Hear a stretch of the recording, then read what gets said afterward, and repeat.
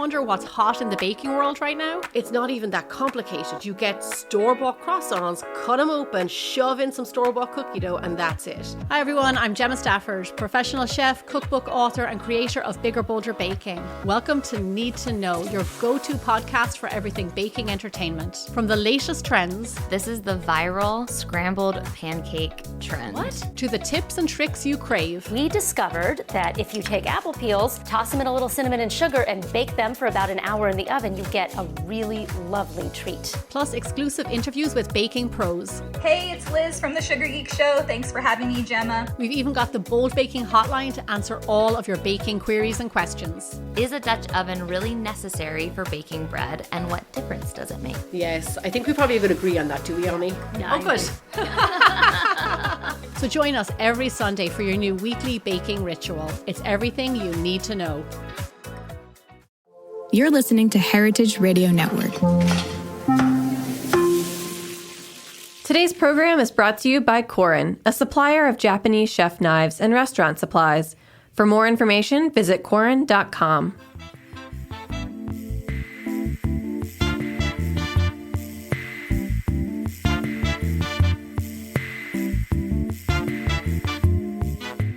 Welcome to the Grape Nation, your weekly wine journey. Our guests are Daniel Della Nuez and Aaron Singh Fox.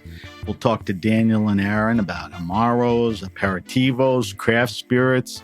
Jesus, I forgot to ask you how to pronounce it. I always go around saying Forthave. I know it's Forthave. How do you... We pronounce it Forthave. Forthave. Okay, so we have Daniel and Aaron from Forthave, and we'll talk about, even more. We'll taste a few Forthave elixirs during the show and for our weekly wine sip at the end of the show. I'm your host, Sam Ben-Ruby. Stay with us for the Grape Nation on the Heritage Radio Network. We bring wine to the people. What happens when two friends, a writer, producer, and an artist get together to pursue a passion? You get an innovative new craft spirits company. Aaron Fox Singh and Daniel Della Nuez started making gin, aperitivos, and amaro in the kitchen sink, transforming into a sought-after and admired craft distillery in Brooklyn, New York.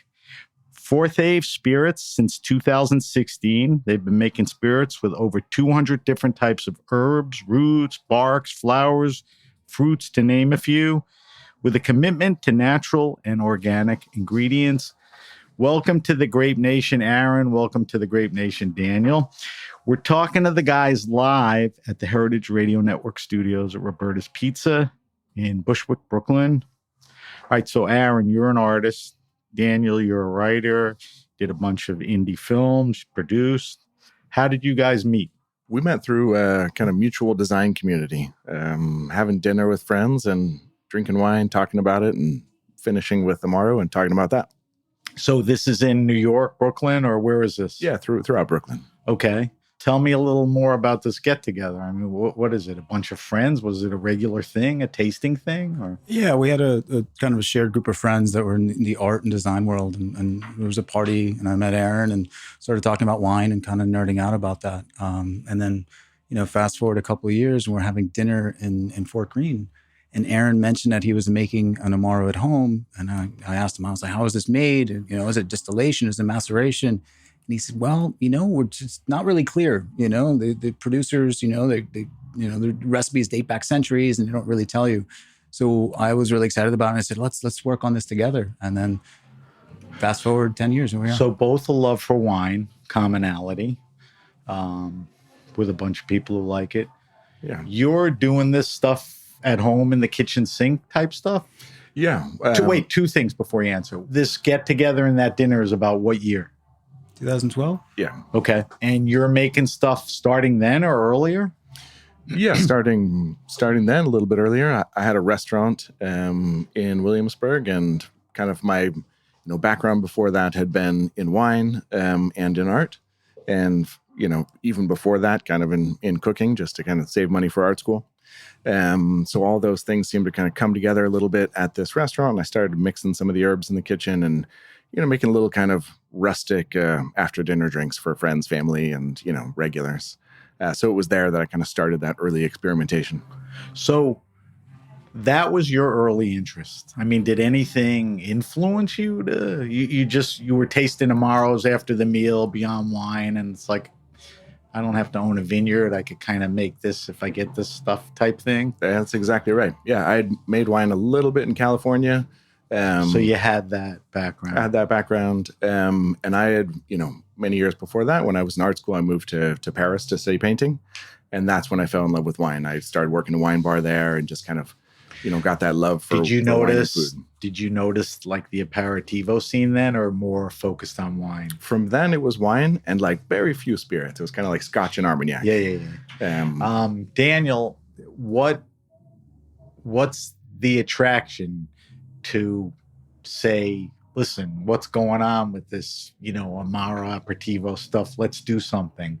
I mean, did you like it? I mean, you like Aaron and thought, cool guy, cool idea. Let me why do you come along for the ride? Sure. I mean, I also had a background in hospitality. I worked in restaurants all around Brooklyn and Manhattan. And then when I met Aaron, I think, I learned a lot about wine and becoming friends with Aaron. And so when he mentioned he was making amaro, at that point, we'd been exploring and buying different bottles, buying vintage bottles, and then really, asking ourselves like, well, how was this one made? Or what do you think the ingredients are here? And I think that kind of, spurred on Aaron's interest to start doing it at the restaurant. And then when he mentioned it to me, I was like, yo, my kitchen's bigger. Let's do it at my house. There you go. So hospitality background, restaurants, wine service, all of that stuff. I guess to make a living, you did some films, wrote, obviously applied artists, whatever. I know you did books and stuff. Have you guys bailed that past to concentrate completely on Forthave, or are you juggling things? Forthave just takes up the whole project. It does. Oh, yeah. Okay. But I think of it as, it still involves the sort of like skill sets that we use. I mean, in production of film, Aaron with design, because he designs all our labels, and sort of, I think Forthave is now an extension of those more artistic practices. Right. Yeah. It's a very aesthetic practice for us, fully aesthetic through the... It's kind of heady.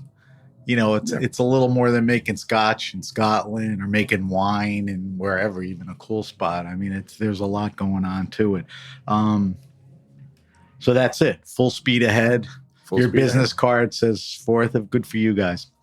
Tell me if I'm wrong, but there seems to be a renaissance or resurgence, whatever you call it, of aperitivos, amaros, crafted spirits. Restaurants now have extensive selections on their lists. They have an extensive selection of drinks, because of this stuff in it. Our colleague who does a show here, Southern Teague, has an amaro bar, right? I think he still has it. And you definitely see more product at retailers, on the shelves. It's not just Campari and Aperol. To kick it even further, correct me if I'm wrong, aren't there 3 guys in Brooklyn making, of all things, making aperitivos and amaros and all this stuff, which is fun and interesting, right? Yeah, sure. And at we least welcome all that. 3 more we don't know. Yeah. There you go.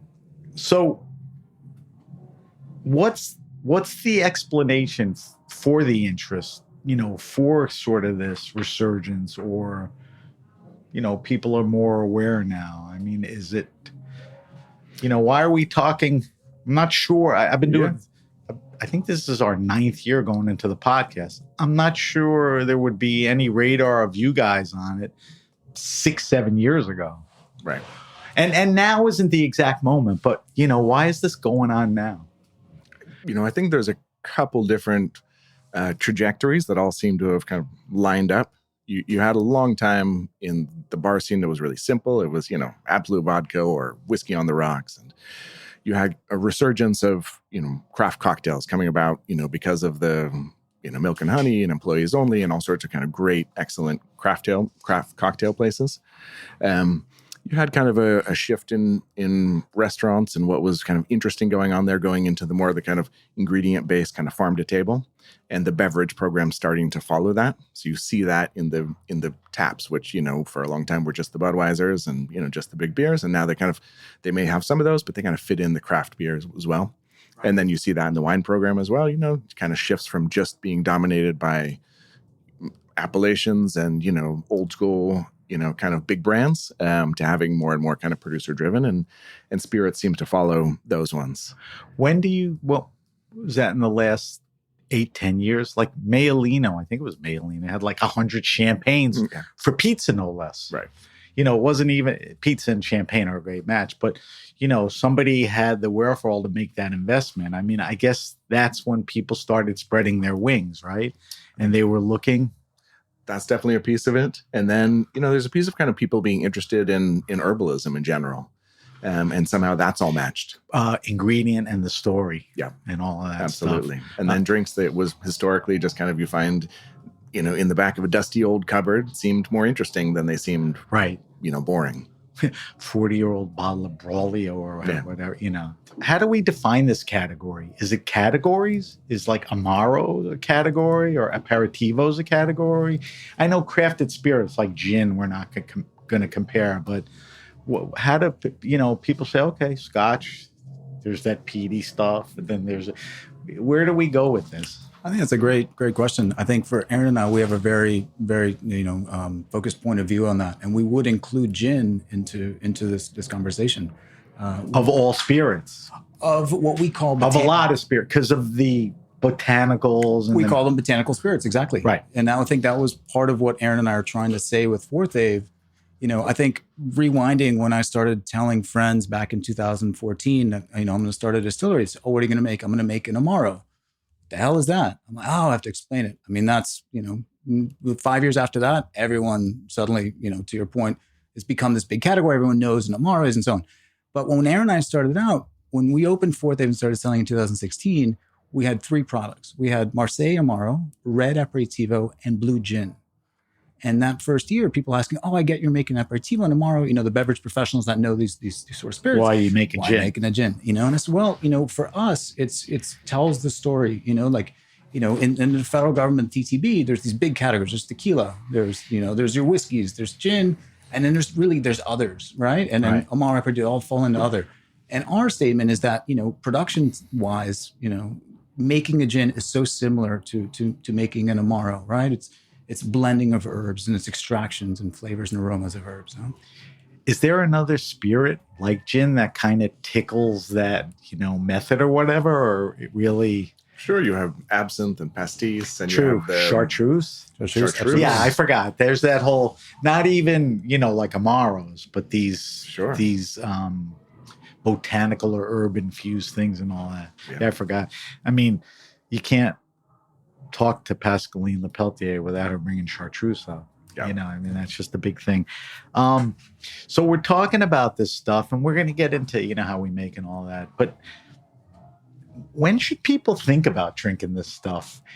Is it aperitivo, like, we're going out to dinner later, have this, or at the end of the meal, have it? Because champagne used to be for birthdays and weddings. I mean, drink it with pizza now, right? When should people understand, to kind of put this in their rotation?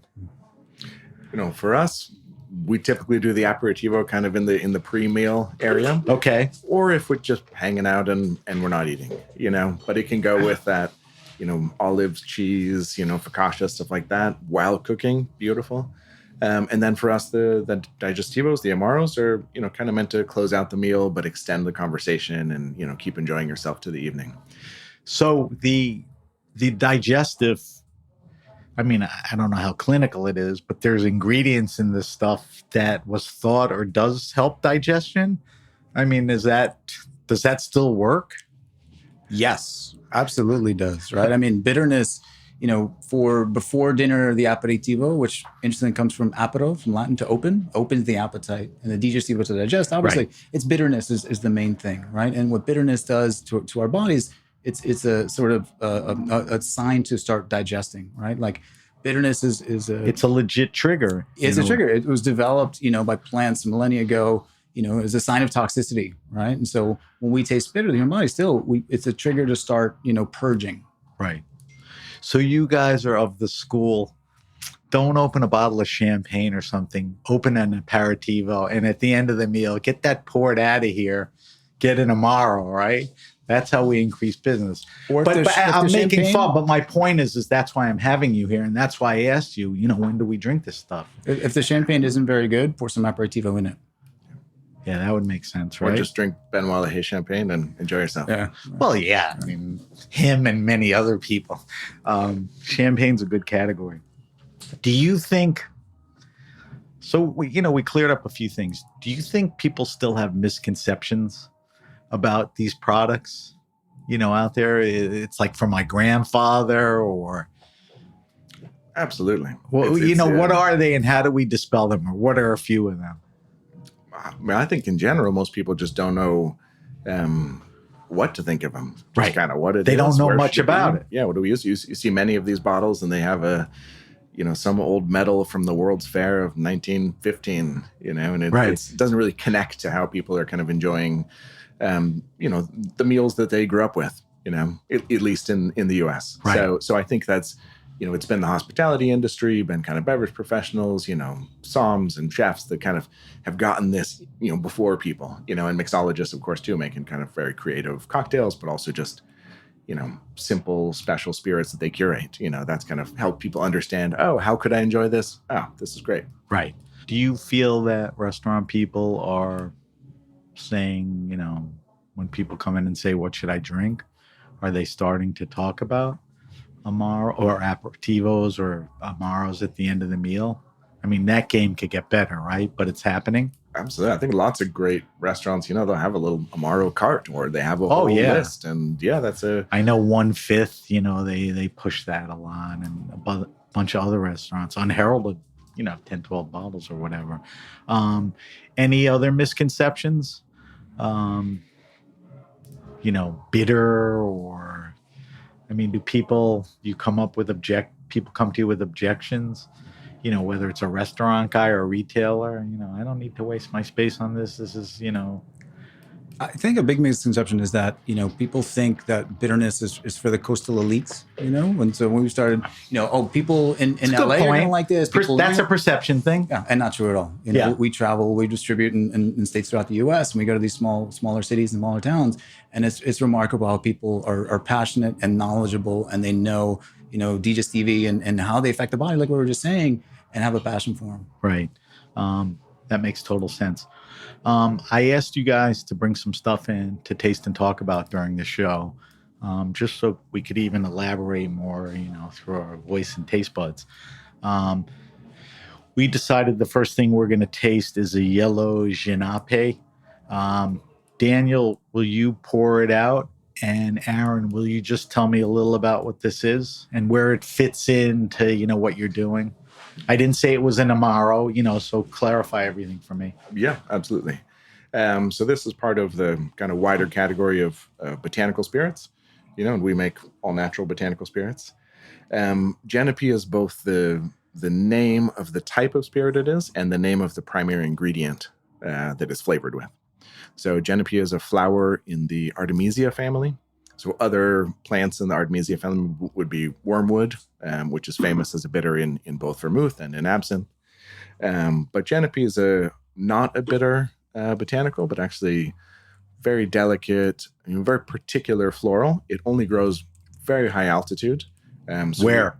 We in the Alps. It's Okay. really the only place. Is that we've where been you able- have to bring it from? That's where we've sourced it. Okay. Yeah.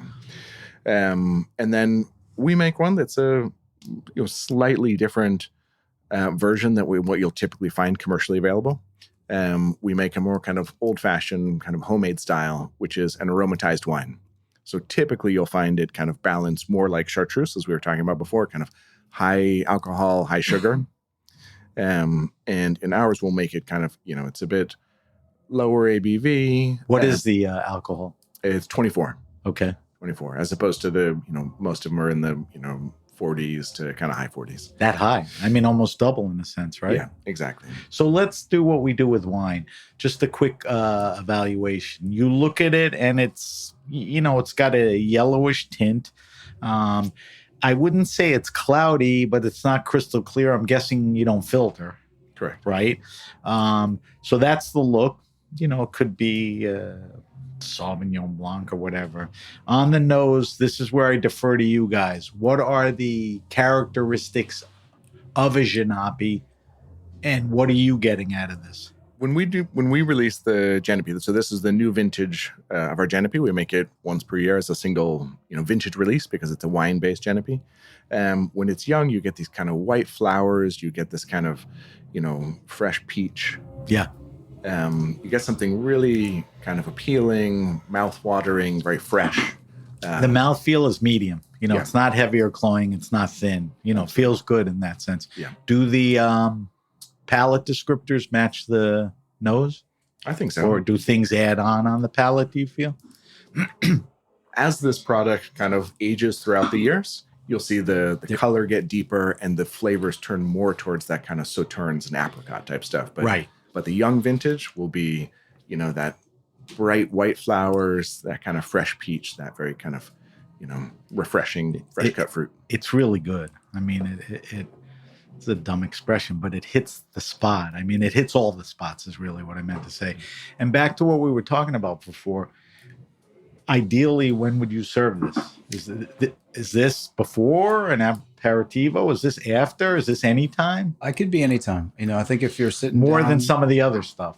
I mean, very much so with this one. Yeah. Yeah. I think before dinner, when I'm home cooking, I'll have it on the rocks with some soda water, right?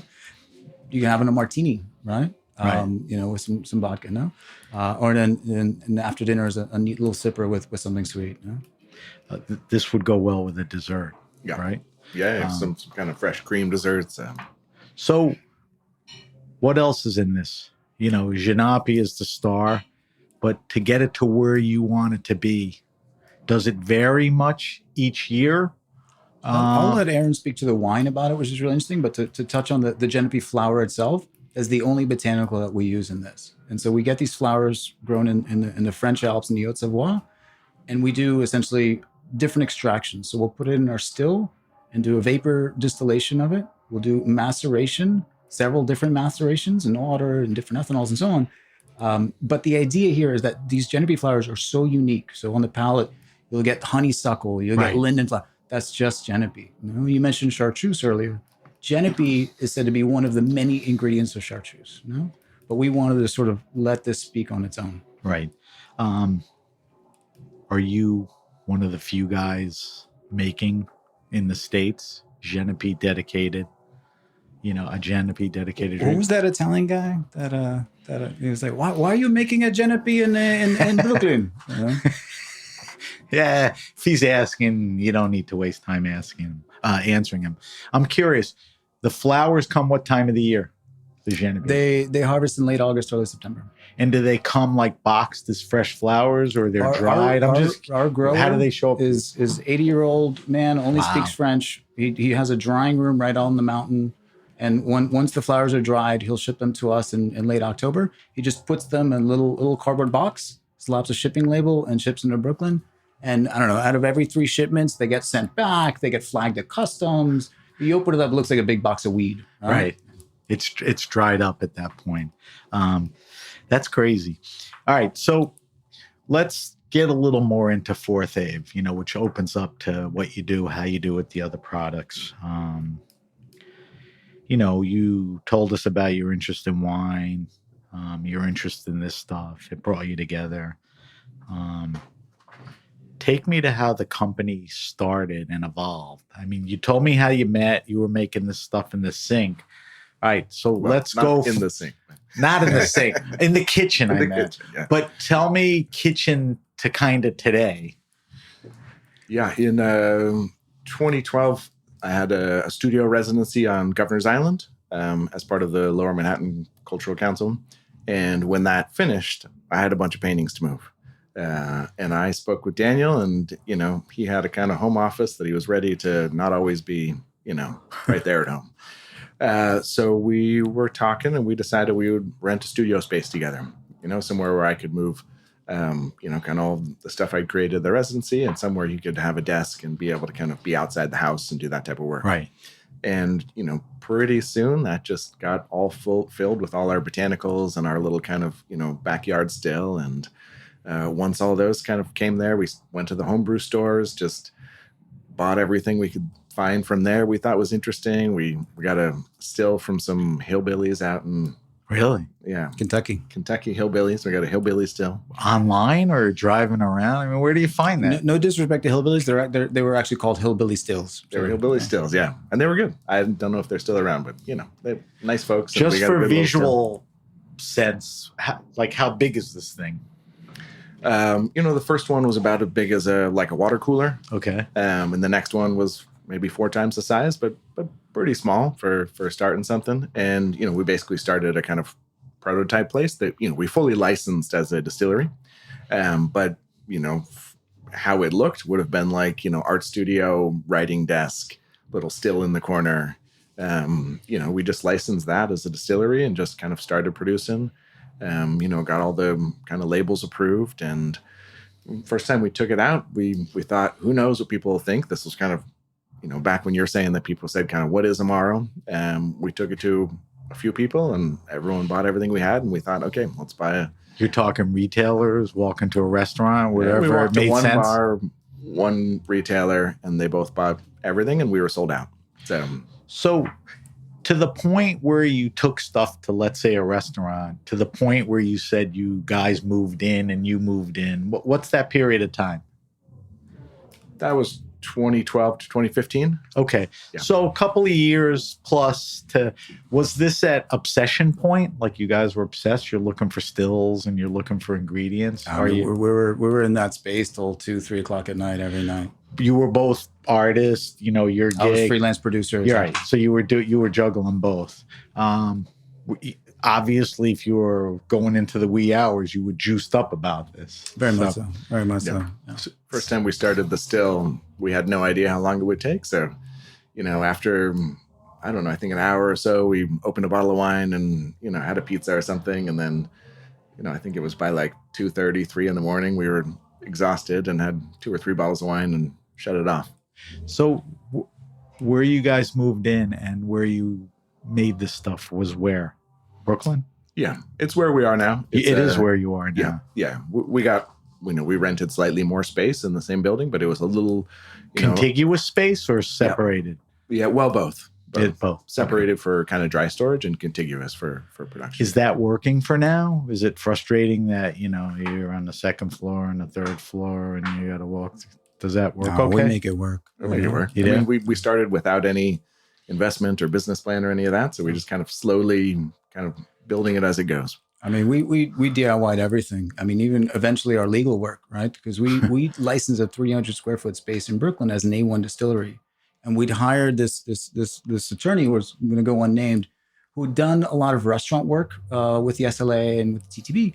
And essentially said, I can figure this out for you guys. And he was such a disaster. Eventually, we just ended up doing it ourselves. He's now in federal prison for unrelated, charge. But you guys are a good spotter of talent. We really are. I could see that just screwed you up and threw you back a little. I mean, that happens to anybody at any point, at any different level. So I know you talked about it a little, but I'll draw it out of you a little more. To this subject, you guys are history buffs. You read a lot of books about this. You taste stuff.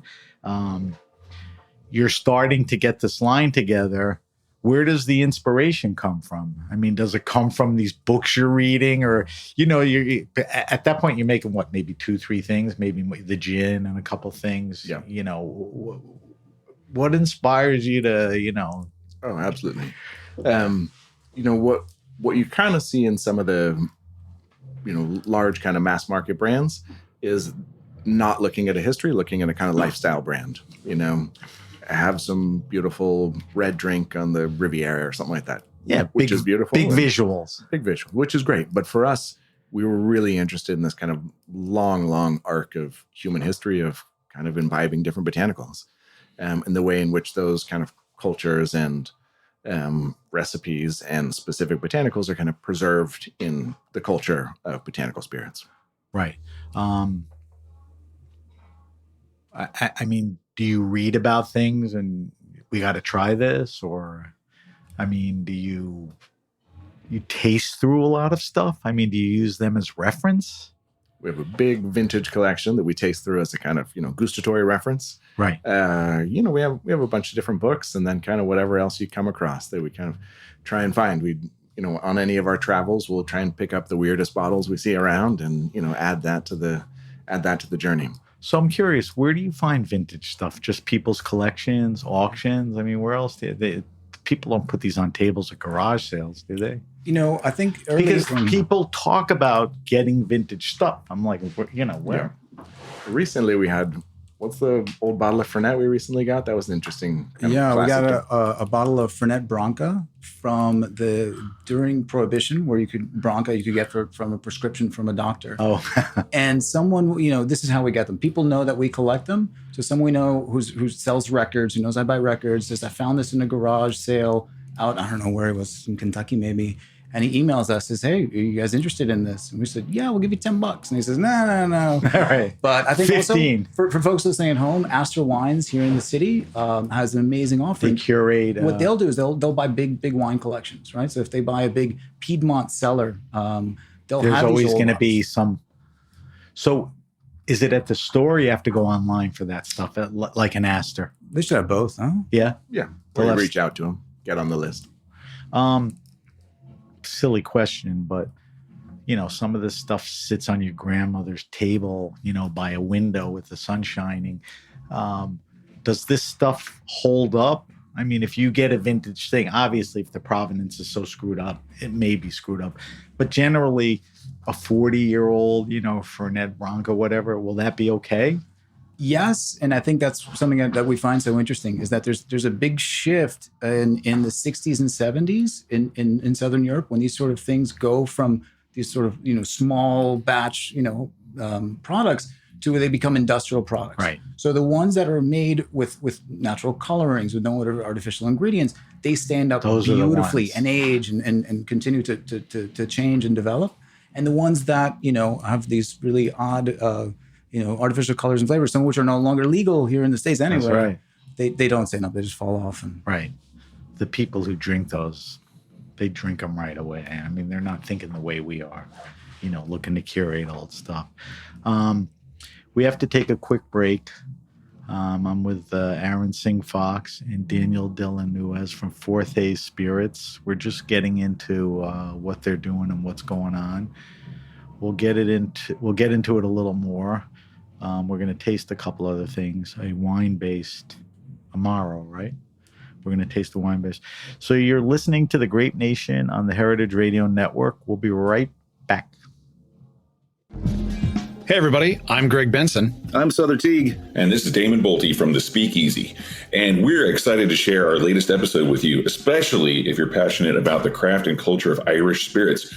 This week, we had the pleasure of exploring the dynamic world of Irish spirits with 3 exceptional guests. Yeah, Andy Ferreira from Cask joined us to discuss the evolution of the modern Irish on-premise and mixology scene. We also spoke with Tim Herlihy about the success of Lost Irish here in the United States. And finally, Dara Flanagan from Board Bia gave us some fascinating insights into what lies ahead for Irish spirits in the United States. Exactly. So if you are curious about the heritage and future of Irish spirits, this episode is for you. And to deepen your understanding, we totally recommend exploring the Spirit of Ireland program. It's really cool. It's a comprehensive look at the rich history and renaissance of Irish spirits, featuring interviews with master distillers, barrel coopers, and a lot more. It even offers a sensory journey through the barley fields and barrel houses of Ireland, which is super cool. Totally. So for those who want to dive deeper into the world of Irish spirits after listening to our latest episode, the Spirit of Ireland program offers an educational journey that goes way beyond the glass, taking you into the heart of Irish spirit making with stories, traditions, and a lot of innovations. Please visit irishfoodanddrink.com/Spirit of Ireland to learn more and find our latest episode wherever you listen to your podcasts. All right, we're back. We're back with my guests, Daniel Dylan Nuez and Aaron Singh Fox. They are the founders and proprietors, and basically do everything, of Forthave Spirits.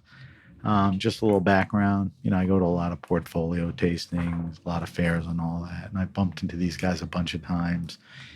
And I tasted through stuff a bunch of times. And, I've gone to people's houses and this stuff pops up. And a lot of people I admire in the wine world.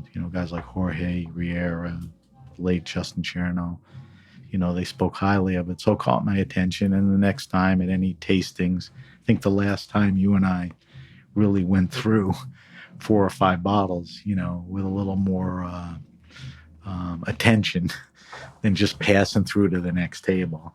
So I thought it would be fun. I know this is a wine podcast, but all us wine people, we love to figure out what we should drink along with wine or instead of wine.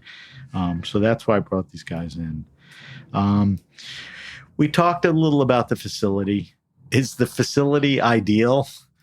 Or, it's just a money thing, or you don't want to be outside of Brooklyn or whatever. I mean, you walk into some of these wineries in France, and, there's like a row of 40 stainless steel tanks and barrel rooms and all that. I mean, I don't know if that'll ever be in the cards. But does the facility facilitate what you need to do and even, growth? I mean, I know you're probably comfortable, but are you happy? It keeps us focused. We have 1,000 experiments and only the kind of bandwidth to kind of create 1 or 2 new things per year. So right, keeps us focused. Is that frustrating, or it keeps you, I'm not going to think about it because I can't do it, or you have all these ideas and you want to get to them? You get frustrated or not really? I think it's a bit of all of it, but, you try and work within the constraints, Constraints can be a great thing for any kind of aesthetic pursuit. Right.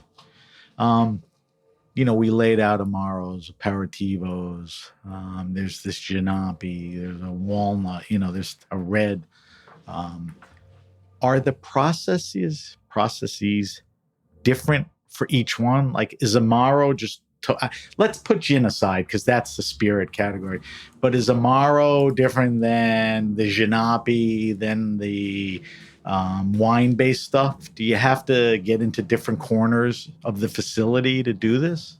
Oh, yeah. Yeah. Each of the kind of recipes, the kind of flow, the timelines is different for each of the different spirits we produce. So that's a big part of what it, takes for us in the R&D. Will often take us a few years to kind of develop how we want to make a specific type of product.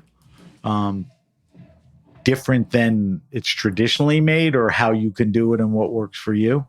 Yeah, how we want to do it. Right. So let's just take 2 things. Pick 2 things. Just give me an amaro and the janapi. As far as the process of making them, does one have way more ingredients? Does one require different distillation? Yeah. Walk me through that. So for the amaro, let's say the one called Marseille with the kind of plague doctor mask on it. Right. For that one, it's about a blend and a harmony of lots of different ingredients where none should stick out, so loudly. In that one, we kind of started higher ABV, and in that higher ABV, we infuse certain botanicals that we think are happier, and we get what they want at that different ABV, and then we slowly lower it and kind of layering process until the kind of final botanicals come in. And then in that one, we'll finish with 3 types of raw honey from upstate New York. And those kind of blend it together, and then we'll have a kind of final pass and final. Why are you adding honey? To sweeten it a little, smooth it out, smooth out the bitterness? Yep. So is that a traditional thing to do? Adding honey, or sugar cane, sugar. I think the earliest were likely sweetened with honey. Impossible to say.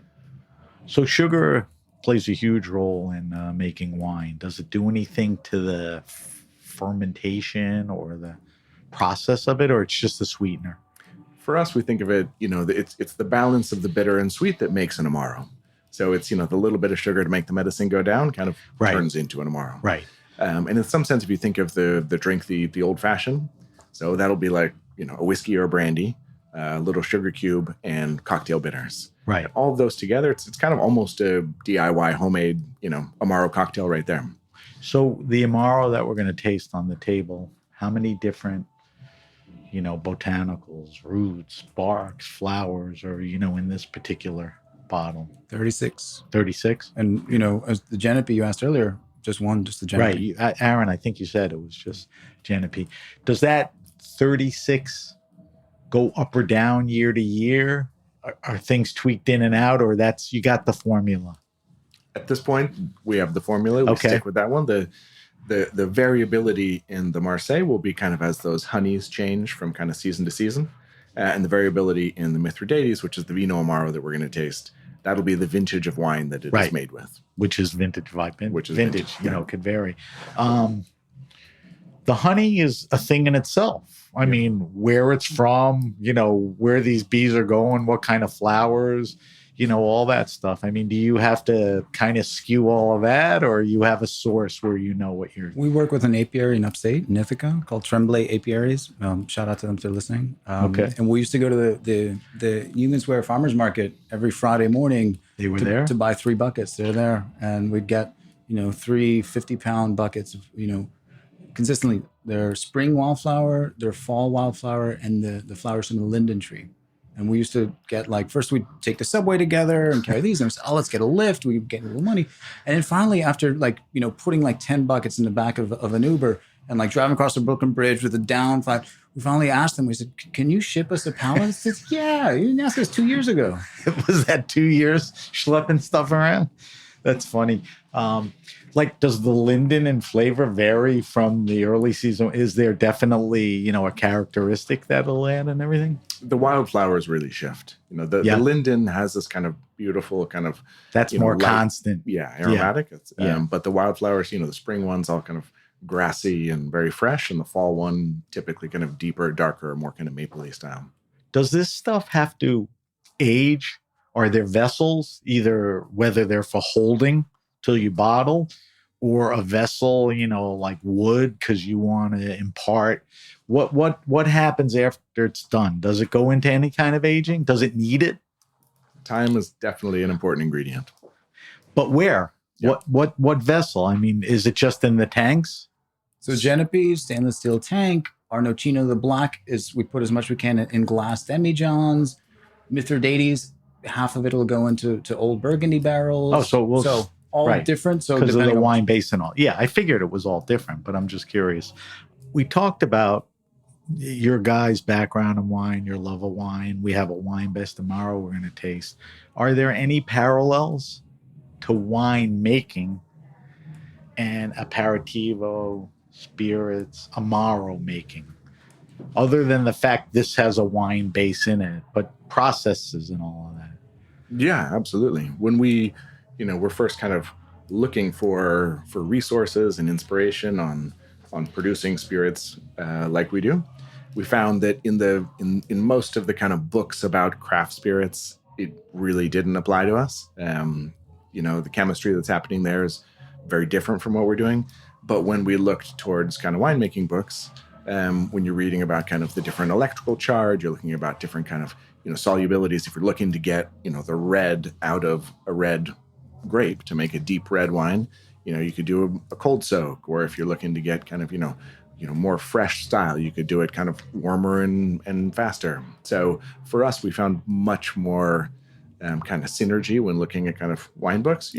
There's a lot different too. We're not looking at primary fermentation in most of these extractions. Right. But you have the polyphenolic compounds. You have, the way that the alcohol, balances with the bitterness, with the acidity, with the sweetness. We look for that balance. And so that has definitely been, we find some synergy there.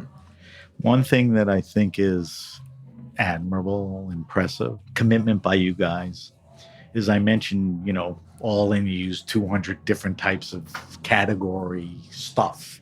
But you strive, I think you're committed to using natural, organic, locally foraged stuff. We talked about the Genepi. You get it from a guy in France, but there's all these other ingredients. Tell me about sourcing. Is it harder because I want an organic blah, blah? Tell me where you source everything from. Because it's not like a fish wholesaler, where you go, give me the tuna, the flounder, the crab. Give me the gentian, the cinchona. Yeah, you're right. The gentian store. Where do you get all this stuff? Yeah, kind of, it's different for all the different stuff we have to find. So the black walnuts in the Nocino, those are ones that we will hand harvest each summer in the kind of Hudson Valley. You'll go up and whoever your source is, you've made that source and you'll help. We just find the trees every summer. They're different every year because some are fruiting one year and not fruiting another. And, drive around all these different places where we know they are. There's different parks and different people that have in their backyard. These are not necessary. Foraging. You're foraging. Oh, yeah. We're foraging If these. you see a tree on the side of the road. Pull over. Yeah. Wow. And it's interesting because they really give fruit every 2 years. So now after doing it, I don't know how many vintages we've done, we've kind of, we've essentially have little maps drawn in our head of where we can find them. Yeah, But that's non-traditional. Yes. Okay. That's cool though. I mean, that's kind of the lore of you guys and, the product and all of that. Well, I'm curious, were you driving and you saw a bunch of black walnut trees and you're like, whoa, there's nobody around. We could fill up a trunk. How did that come about? For the first vintage, I was at a friend of mine's place up in Vermont, and they had a kind of house they bought up there, and on the land there were 3 or 4 black walnut trees, and we just happened to be visiting them at the perfect time to harvest them. So I kind of got my, kind of long picker and just picked all the ones I could, filled the back of the car, and drove them back, and we processed them for a week. Daniel and I just got cutting boards and knives and took a week chopping these up and doing our first go at it. I'm trying to imagine, like, people see a walnut has that kind of lightish brown shell. Is that the same for these, or black different? Do they have a covering over that shell? You got to break the cover and then the shell. So the walnut, as you know it, the dried nut inside the hull hasn't formed yet. So when we're picking them, they kind of look like limes, and they're soft to the touch, really aromatic and fragrant. And the walnut, what forms as the shell, is still liquid. So we're picking the underripe walnuts while they're green on the tree.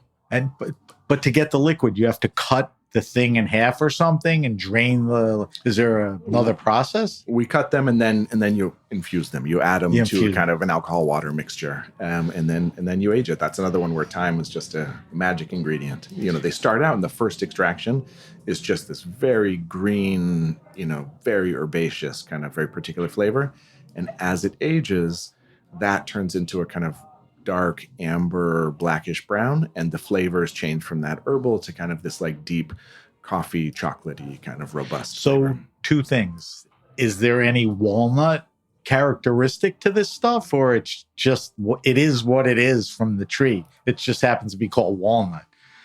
Yeah, I mean it's a little bit There's walnutty, some the way you walnutty? would think of as a walnuts you would eat. It has some characteristics. Yeah. What about how many other things you're adding into something like that? This one's one of the very kind of pure, simple ones, like the Genepi. It's just a singular botanical. Got it. We're just trying to get all we can out of this one botanical. All right, we talked about, Nocino, the Genepi. Have you organized this? Have you broken this into 3 categories, or how do you talk about, the product line? What is it? Here's our amaros, here's our spirits. What are your 3 categories? The way we kind of develop that architecture is to have a color line. Red, yellow, blue, where those are botanical spirits that sort of are like have a classic interpretation. So blue is our take on a gin, yellow is our interpretation of the Genepi. When it came to making our first Amari digestivi, anywhere you travel, Northern Europe, Southern Europe, there's no 2 are alike, right? So we wanted to really frame that and have a reference point. And that's when we decided to do a historical line, where we take recipes of herbal medicine, kind of bring them to an arc of history to make them into digestivi. Because the history of gin, the history of Genepi, the history of a lot of Amari, they started as herbal medicine and over centuries make their way into, the Heritage Radio Network. Interesting. So the historical line, you kind of see the artwork will be different, and it'll have a proper name like Marseille or Mithridates, whereas the color line, each one of those is just named after a color, and it's a version of something kind of like an existing reference. There's the red. Yeah, the reds are Italian red bitter, or aperitivo. Yeah. And then we have one third line that's just, you kind of mentioned experimentation. When we want to make something unique and new, we might want to make something we never make again. We just give that a number based on which one we've released consecutively. So it's like a one-off or whatever. One-offs, yeah. We talked about inspiration earlier. What would inspire that? Availability of an ingredient, an idea you had that you wanted to bring to fruition? I mean, all of it. For number 2, which we released in 2019 maybe, A chef had given us some chaga, this sort of it's a mushroom, massive mycelium, that he'd foraged, and we took it down. And the idea with the chaga was that it's used in herbal medicine as a real immune booster. Essentially, it's a massive antioxidant. It has a good pass. Very much so. And so, we started, just making little tinctures for ourselves. And then Aaron noted it kind of tastes like an aged rum. So why don't we kind of form an amaro from that? So that was the genesis of Single Batch 2. And so all different inspirations for him. Right? So I guess those are collectibles. If you're into you guys in this world, I mean, having a bottle of that would be pretty cool, right? What number are you up to on that? Number 4. What's the current one? So 4 was the latest one we released, and that started from the inspiration of kind of these distillations of flowers, which is one piece of the Genepi, distilling Genepi flowers. We loved that, and then we kept finding other flowers. There was a friend of ours that has a little flower farm in Ballston Spa in New York. Up by Saratoga. Yeah, or by on Saratoga. the way. Yeah, and she gave us this, huge thing of lavender that she had just grown, and so we said, well, let's distill that, and we got something very special there, and we kept building that over a couple of years, and we had this concentrated, kind of amazing. I think there were like 15 different flowers in there, but at some point we're like, well, we're not trying to make a perfume, so let's think about how to make that, as a botanical spirit. Jesus. And that's when we looked towards. We thought maybe there's there's a southern kind of Mediterranean style of the bitter citrus, like the aperitivos we make, but there's also a more mountainous style that's really the roots and flowers, so stuff that fits into the kind of, the white bitters, the Biancos and the Sus type of the world. What are you currently making the most of? Is it because it's easier to make? It's in more demand? Is there a lead product? We make 100 bottles of this, and then it jumps down to 6 or whatever. I think there's the few ones that are really constricted because of a single vintage of wine, or because we have to hand harvest the walnuts, and the other ones, we just kind of consistently make, and it feels like we're in the kitchen and we're making whatever comes up on the ticket. So different attachments. So when people ask who's your favorite child, the Sophie's Choice thing, I mean, the youngest is the newest one. Probably. It's always the last one. I mean, that's a good easy way out. Yeah, the reserve version of the Marseille Amaro is, I think, probably the most special thing we've made. The reserve Amaro. Yeah. What makes it reserve? We have some of this barrel program. We spoke about a little bit, and when those are empty, if we don't have something that we need to fill it with, the Marseille Amaro goes in there. And at some point mid-pandemic, we couldn't get any of our regular bottles. But somebody said, we have bottles that look like yours. They're just quite large. So they are 1.75, so like a little bit bigger than a Magnum. And we did the math, and we thought, okay, that empties out almost all of our barrels, and we get an average age of 3 years. And it was just this magical product. We didn't get much. We got about 180 bottles. But we decided we would try and do that once per year. So we kind of do an aged version, and it delves into how we love to think of these products as being age worthy. But what does aging do to it? Smooth it out? Does the wood add characteristics? I mean, you're spending time and money, time in the barrel, spending money on the barrel. You pull it out and you go, this is awesome, or it sucks. I mean, what makes it more awesome than the product that you made? For reserve, I think one thing that happens is we lose a lot of degrees of alcohol because our space is very dry. So the angel share, as we call it, get quite a bit. No, so by the time it benefits from that naturally happening. Yeah, I think in broad strokes, it mellows and sort of brings everything together. So if you have regular bottling of Marseille, I think of it as you get little pops of flavor, pops, and the Marseille Reserve, everything is just a little tighter in space, That's integrated, deeper, more profound. Yeah. Is there any particular product that has just got all the traction or recent interest? I mean, it's the wheelhouse of Forthave. Is there one, product, or you have it spread out? I think what volume wise, I think red is something that I think people are moves the most. Red, the aperitivo. The tall, like the Genepi bottle. I can't pronounce it. So that's a category that's palatable to a lot of people. It makes a beautiful Negroni, and Negroni is a great drink. So you have that's your play in it, and hopefully people go, this is pretty awesome. Do these guys make anything else? Absolutely. Type thing. You hope for that. So we talked about this earlier. I mean, are you guys satisfied with how many restaurants buy this stuff, retailers. I assume that, in your office, there's not a sales department of 7 guys. I'm pretty sure that are people embracing it to the level you want them to? Does that not matter because you can only make so much? So, F them anyway. Do retailers, are they committed to slotting space? I mean, that world, how do you feel about, where that's going? Because you guys were in it.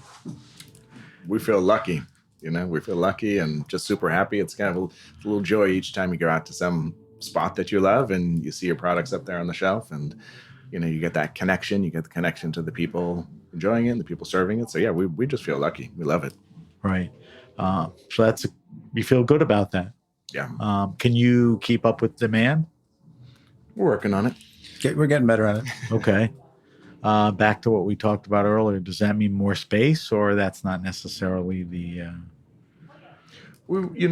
kind of how we started. We've been trying to figure out how to do little incremental shifts. Right. You want to stay close to your compass. Yeah. But you also want to, grow a little. Are there any things on your wish list, that you want to do? Type of product? We just talked about expanding physically. We have something we're working on that, we're just kind of hoping it comes out as delicious as the early experiments will be. So I think that's the thing. Is that made already, or that's in the process? Yeah. Okay. That's the one we were talking about a little bit before we started recording. We were up at Blue Hill at Stone Barns harvesting sorghum. So working on something with them. And what is sorghum? Sorghum's like a kind of sugar cane that can grow in our climate, basically. Right. Yeah. It's a sweet thing. It's a sweet. So you can either harvest it for the seeds, or you can harvest it for the juice out of the grass, basically. And it just makes sense because it's an ingredient you're willing to work with. Stone Barns is a cool place, which leads me to the next thing, collaborations. You guys are ripe for collaborations. Have people approached you? You approach people, to do stuff? Or you got to keep your head down and do your own thing, not worry about, the other guy? We're always attracted to the new shiny objects. So when I think it was the farm team at Blue Hill reached out to us, they're interested in finding kind of new applications for sorghum because they think of it as a very climate friendly crop as the climate shifts in our area. So they're as inquisitive as you. Absolutely. They want to see what you could do. You're happy to take their stuff, know their source and everything. That's pretty cool. All right. Anything else we missed that you want to mention? We've got a lot of it. Can't get to everything. Come to Caractère, November 2nd. Caractère is a incredible wine festival that I just attended early summer in Europe. They come to New York and Rockefeller Center. Google it, K-A-R-A-K, Caractère. T-E-R-R-E. Right. It's one of the most beautiful, salons we do, and we do quite a number because it's on the rooftop of 45 Rockefeller. It's an amazing setup. You don't realize where you are, and these guys are out there in full force. I have tasted stuff with them there. I want to do a thing called the wine list. I don't let my guests leave without talking about wine preferences. I'm going to open the category for you. We ask our guests the same 5 questions, usually wine related, but answer it any way you want. Okay, whether it's your product, other, spirits or amaros that you've crossed over.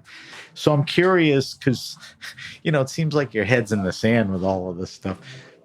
The first question is, what are you drinking now?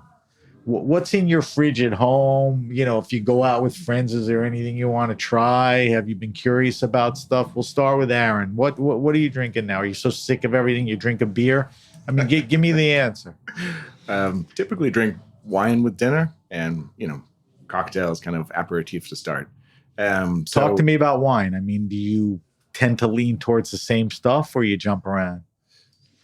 For me, because I've learned wine at this kind of wine bar in Paris many years ago, I lean towards French wine. Okay. I love the wines of the Jura. That was kind of one of my first loves, whether it's the kind of old-fashioned ones where they're the kind of, the oxidative ones or the new ones that leave more Burgundian. Starting with the Overnoir, the Hoopy, all that stuff. What else? When you go down to the south, I think there's a ton of new, delicious stuff happening, kind of these lighter extractions of Grenache. Yeah. Just beautiful stuff. Last night, I had a bottle of Domaine Yo-Yo de Coibon, which is fantastic. Yeah, favorite producer. Wait, slow down on that, because my listeners hear that and they go, what did he say? So we're going to go in slow motion. What did you have? There's a winery called Domaine Yo-Yo. Y-O-Y-O? Where? South of France. In the Jura? Or No, way for down. Saint Roussillon. Okay. And a Grenache, 100% Grenache?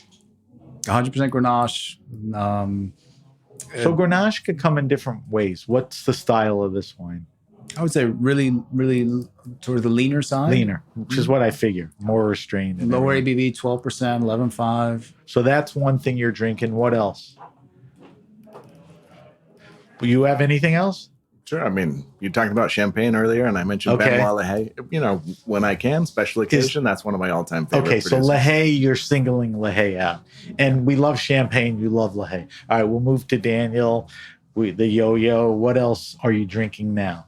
There's a winery from upstate New York called Barbichette, and they're working with hybrids up in the Finger Lakes, and they're on their third or fourth vintage now, and I'm really been enjoying the stuff they're making. Yeah, I hear good things. My friend Todd at Wild Ark does, he's like one of the early guys to do Piquet in the U.S. Yeah, great. He's doing some cool stuff. All right, those are good ones.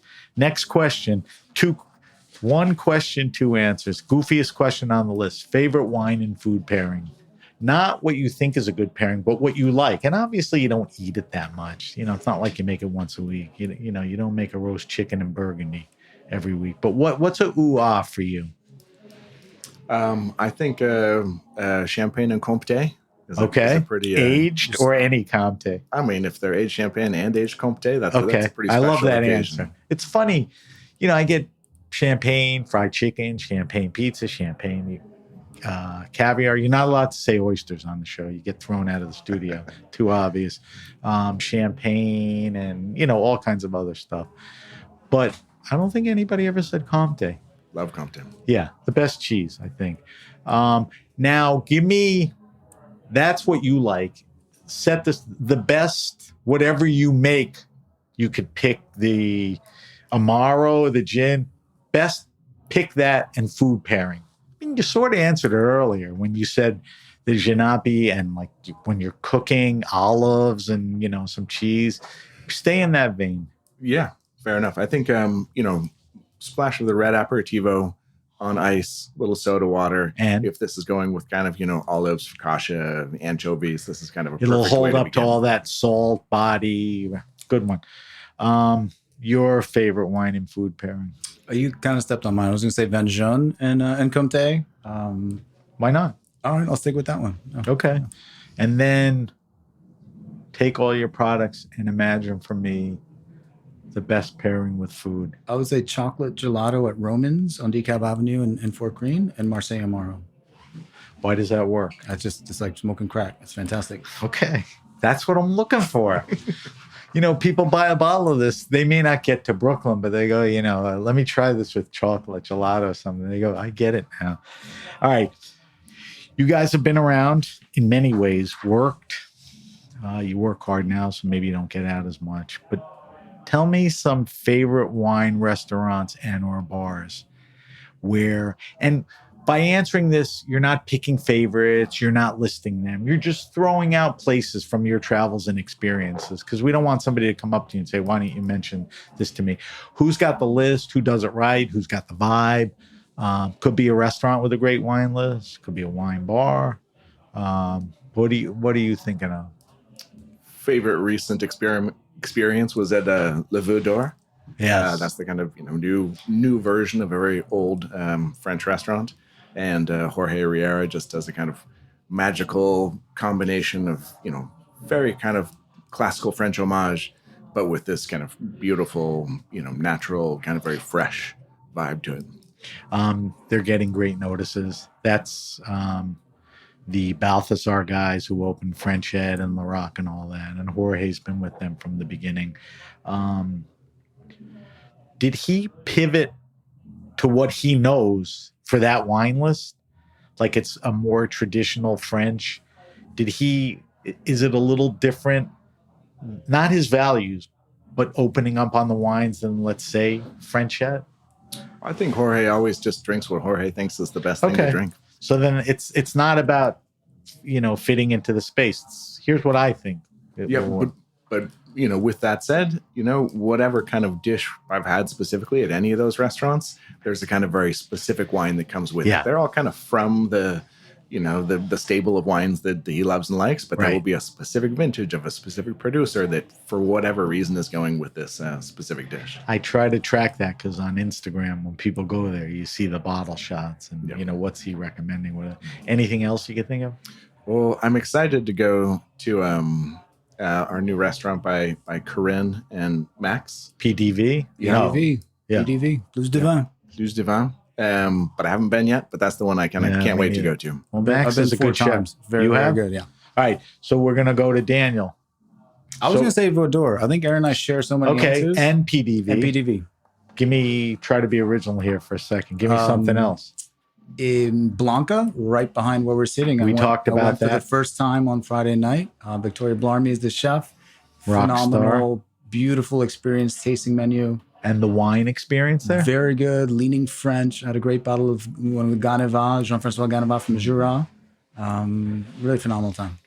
Good to hear that, because they had it going before the pandemic, held on, and then they closed down. So it seems like they got it going in the right direction.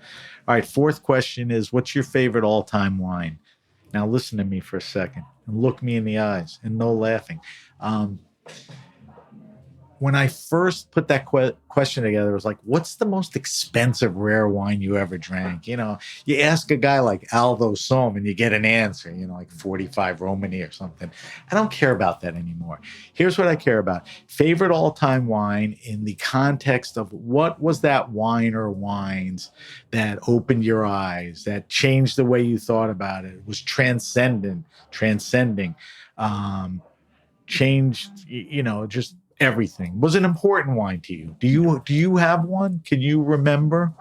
Yeah, when I was in art school in Paris and I worked at this wine bar called Juveniles, also favorite restaurant. The gentleman I was working for, his daughter now runs it. Where is it? It's in the first arrondissement. It's kind of near the Louvre, between the Louvre and the Opera. Right. And she runs it with her husband, who's the chef. So it's Margot and Romain, and they just do a beautiful job. But a wine that he poured for me was a special cuvée he had made with Domaine Richaud, who's a great producer. Spell Richaud. Richaud. Richaud. Yeah, he's a producer in Quirin. It was like a Rhone, like a Côte de Rhône. And he had made one of these. It was just very fresh and chunky and had so much life in it. And it was really different than anything I'd ever had. It just had such a... What year was that? That was in 2002. And you still can describe it fairly vividly. So that's how you answer that question. What about you, Daniel? It's an easy one for me. It would be Auvergne Poussard. And that was given to me a friend named Fifi Essome. Fifi Essome started 10 Bells. And he gave me a bottle of this. And I Fifi's is not Fifi's, the wine Fifi's guy now. Wine, yeah. It was remarkable. He started 10 Bells here in New York City. Right. Then went on to open a wine shop called Passage de la Flore, which is on Vanderbilt Avenue. Then started importing wine from France called Fifi Selections. And now is making wine in the Tarn in southern France. Wow. So, pretty good path. So do you remember what year it was and when you had it? 2010, 11. And I had never tasted anything like it. I said, oh my God, wine can taste like this. Had you tasted, was it oxidized? No, it was a red. It was a red. Okay. And that stood out. I seek them out all the time. That's a good to one. have that same experience. That's a good one. Tell my listeners, I really do this for my kids, some kind of BS, and recommend to me best wine, 15, 20, 22 bucks, a red and a white from anywhere. A white, you've got the, always classic, the Papier Muscadet. That is just that's a common answer for a good reason. Muscadet is a category, and I usually do the lead-in. Like Muscadets are good, and Papier is the best example. That's white. I think red gets harder. Red does, especially these days. Price. Everything's gotten more expensive. But than get it as used to be. close as you can. I would go with a Beaujolais Village. Fair enough. Just phenomenal wines for the price. Used to be $18-19, like $32 now. What about you, Dan? I only drink expensive wine. I got no answer. Yeah. Okay. But no, come on. What do you think is a good value wine? Good value wine? I would say... You've had a Pepier Muscadet. I don't believe I have. Maybe not. He likes the wine from Claude Grillon. Those are great wines, and those are, they're inexpensive for the kind of new natural style of them. Yeah. All right. I didn't mention this, but we post those answers on social media. We're going to promote the podcast, and we'll promote that. Plus, it's a good segue into our next segment. It's called the Weekly Wine Sip. If I have winemakers or somms, it's not that I'm trying to get a free bottle or taste, which I did, by the way. It's more about tasting and talking about what you're doing. So we tasted the yellow, how do I pronounce it? Genepi? Genepi. Yeah. Now we're going to taste 2 wine-based Amaros and take it from there, okay, for our weekly wine sip. So we've got 2 vintages of the wine-based Amaro that we call Mithridates. What is Mithridates? Just a name you pulled out? So Mithridates, the reference is this elixir that was called Mithridatum, that was kind of known as the elixir of long life when the Romans made it. But originally, it was based on this recipe that was a historical figure, King Mithridates, in the 1st century BCE, produced to protect themselves from the kind of poisoning of the day. So it's got a whole historical connection. It's got a whole historical connection. All right, so that's the name. This is the Amaro. This is wine-based. What does that mean? So the liquid that everything's added and infused goes into a wine. Yeah. So the wine in this one is the made by the winery Daniel was talking about earlier. Barbichet? Le Vin de Barbichet. In this case, we're tasting the barrel sample, which we will release in October, November. And that'll be the 2023 vintage. And then the other one we have is the one that, would still currently be available, the 2022 vintage. Okay.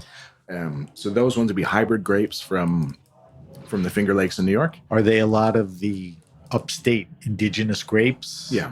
I forgot some of the names, but whatever these guys are growing, that's cool. Yeah, Frontenac and Noirette and right. Stuff like that. Are we going to see a difference between the 2 vintage years? I mean, we'll do that, but I'm just asking you up front. All right, so this is the current one? That's the barrel sample that we will release in October. Okay, so the nose is beautiful. It's got that Amaro nose. If you know anything about Amaro, you tasted them, you smelled them. It's beautiful. Is there a way to categorize that Amaro nose? It's just this mixture of herbs and all. Is that what it is? Does one thing stand out on this nose? Like, the whatever, the cinchona bark, which I know is not in there, but it's so integrated that it's not one thing, right? I think that's part of the work that we do is that, both aromatically on the palate is that you don't just taste one thing, right? It's sort of that medley, Yeah. I think that's the theme. I'm like too wine, obsessed and all that. The mouthfeel is gorgeous. The color is sort of, an older wine, kind of that bricking color, but it's very well integrated. On the palate, it's that explosion of the ingredients. But I go back to what I just asked you. When you throw it over the tongue, is there one thing that jumps out to you though, or it's like, is it the bark root, or is it one thing, or no? It's always for us. It's all about that kind of the singular experience, but it shouldn't be about like nothing should be sticking its toe out too much. I don't get that. Yeah. I don't get any one thing. I'm just, but harmony, I'm not trained. Harmony is a word we use a lot. Yeah. Just kind of trying to see like, in this one, we are trying to paint an emotional picture and also just, have an experience and see what you get from it. So we have our kind of references that we see. Right. For us, this should taste more of antiquity. It's our more kind of old-fashioned version of Amaro. It's gorgeous. I mean, it really just the mouthfeel and the nose. And what's the alcohol on this? It's just right. Yeah. It's 24% ABV. Yeah. I mean, you feel it, but it's not. We talked about this earlier. This is a digestive. You would eat this at the end of a meal. I forgot, and I'm asking you again, if you threw some food around this, what would work well with this? This one, I mean, we had this mixed with a vanilla gelato at Pizzeria Bestia. And that was not a pairing expected, but it was somehow just beautiful. I mean, I would pour it on the gelato. Yeah, that's exactly what they did. You could do that. Yeah. But at the end of a meal, if there's like a cheese platter or a dessert, does this necessarily work with it? It'll be fine. Especially with those more kind of like white cheese, like, the ricotta style. Yeah. Just beautiful with those. Yeah. All right. So we're going to try the second one. Tell me that was, what'd you say, 22? Or 2022 vintage. Yeah. So that'll have had, they all spend about a year in these, ex-Burgundy and ex-Bourbon barrels. And then after that, this one's been in bottle for another year. This is a totally different nose. Yeah. It's not even close. Yeah. Not in a bad way. It's just, is it because it's a few years older? What was the blend of grapes? The grapes are different. The vintage was different. The Finger Lakes has had, quite a few years of kind of successively different vintages. There was hotter ones, there was rainier ones, there was kind of early ripening, early picking ones. So this one was a different one. So I never use the word funky unless I'm complimentary about it. There's a little funkiness on the nose and there's a little funkiness on the palate. And it is the word opposite is it, but it's totally different, than the last one. The mouthfeel is, it's got a nice, good mouthfeel. The nose, it's less herbaceous to me. It's more evolved into either an age or something. I mean, and then on the palate, there's something that keeps hitting me that it tastes like that I can't think of. Yeah, I'm certainly, for me, I get like more kind of balsamic-y type of notes in this one. Definitely. More like figs and... yeah, it's definitely got that good quality. Balsamic on figs. Yeah. It tastes like. Yeah. But there's something that I eat or drink that it tastes like, and I can't do that. I can't think of it. So these Amaros are readily available? Yeah. Yeah, I know you're not everywhere, every restaurant, every store, but I mean, for selected people that know their stuff and curate this type of stuff, it's around Brooklyn, Manhattan type. Yeah, we have distribution in 20 states, and then if you kind of add on different places that ship, most places around the country you can get this. There's a few states that are very restrictive that make it a little harder, but yeah, typically this one's around, and we do this kind of single vintage, so as we spoke about, there's the kind of last of the previous vintage that there's a little bit out there. And then there's the pre-tasting of the new one, of which they'll be planning out there through the holidays. Who's your, not importer, distributor, right? Is that Skurnik? No. Skurnik in this market, yeah. Yeah. Yeah. So they kind of the right guy for this. They've been great. They have the experience. They have a little brawl. They can get it into places. That's good for you. They're good people for that. And they're, not that it competes with you, they're growing their spirits position, a little more, which is a tribute to the fact that there's more interest and it's important to people who know this stuff that they better have it. Yeah. And all of that. And it's it kind of shows how it at least from the beverage perspectives, beverage professional perspective, these are becoming closer. Where it used to be just wine was one whole piece of the restaurant, and the bar program and them didn't speak to each other. But now the kitchen program talks to the bar program, talks to the wine program. They're much more integrated in most of the restaurants. And when you walk into Skurnik and you look back, it's a bar with a wall full of booze and spirits and all that stuff. They have some cool stuff. All right, we got to wrap up. I will post in our weekly wine sip everything we tasted today. Let me do a quick wrap up, and then I want to get info from my listeners from you guys. So if you have a question, suggestion, wine happening, or event, hit me up at sam@thegrapenation.com. That's sam@thegrapenation.com. Subscribe to the Grape Nation podcast on Apple Podcasts, Stitcher, Spotify, Google Podcasts, wherever you get your pods. Leave a review if you like the podcast, and subscribe. Follow us on Instagram at sbenruby and on Twitter X at benruby. 2 different handles, but you can get to both with the hashtag The Grape Nation. We're on Facebook at The Grape Nation. As I mentioned, we'll post Daniel and Aaron's wine list answers. Some cool recommendations there. What? I got one for you. A Barbichet Thibault. It's a Pinot Noir from the Finger Lakes. What'd you say, Thibault? Thibault is the name of the cuvee. Oh, that's a good one. Yeah. I actually came up with another couple that either you could do or I could do as well. I was thinking about it. It's never too late. Yeah, Go ahead. We have 2 different friends called Laurent Sayard and Laurent Cazot. Laurent Sayard makes just beautiful reds and whites. Was he a hospitality guy that went into the wine business? That's him, right? He had a restaurant called Jorge EC. turned me on to him. Yeah. Yeah, EC in Fort Greene years ago. And I was making wines in Loire and Pouillet. Yep. Yeah. He makes beautiful whites and reds. And then we have a friend in the South, Laurent Cazot, who makes Spell Cazot for me. Cazotte. Yes. And he's an Albi in the south of France. Okay. So we'll add that to the list, and I will list those when we post them. And then I'll list what we tasted for the weekly wine sip.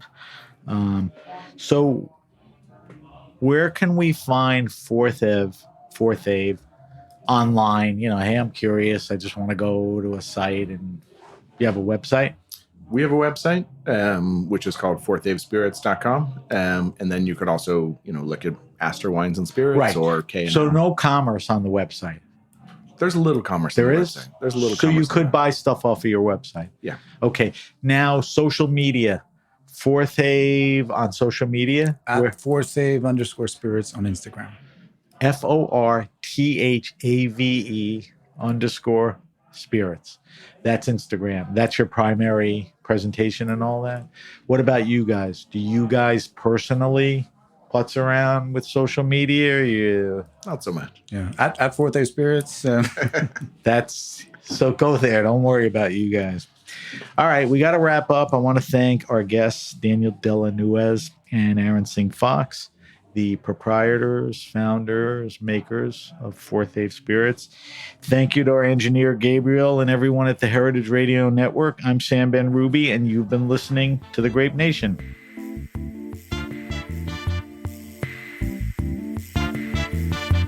The Grape Nation is powered by Simplecast. Thanks for listening to Heritage Radio Network, food radio supported by you. For our freshest content, subscribe to our newsletter. Enter your email at the bottom of our website, heritageradionetwork.org. Connect with us on Instagram and Twitter at heritage_radio. You can also find us at facebook.com/Heritage Radio Network. Heritage Radio Network is a nonprofit organization driving conversations to make the world a better, fairer, more delicious place. And we couldn't do it without support from listeners like you. Want to be part of the food world's most innovative community? Subscribe to the shows you like, tell your friends, and please join the HRN family by becoming a member. Thanks for listening.